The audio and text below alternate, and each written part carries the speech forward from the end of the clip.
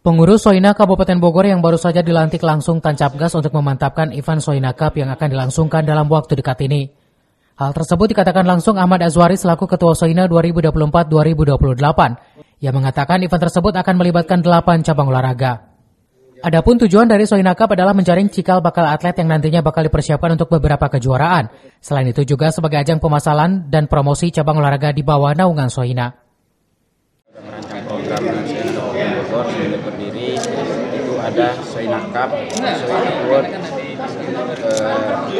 di bulan Agustus dan bulan Oktober sampai September kita akan mengadakan kejuaraan tingkat kabupaten 8 cabur. Terus untuk di bulan 12 nanti itu ada episode pertama, insya Allah kita akan mengirimkan kontingen yang akan diberangkatkan ke episode pertama.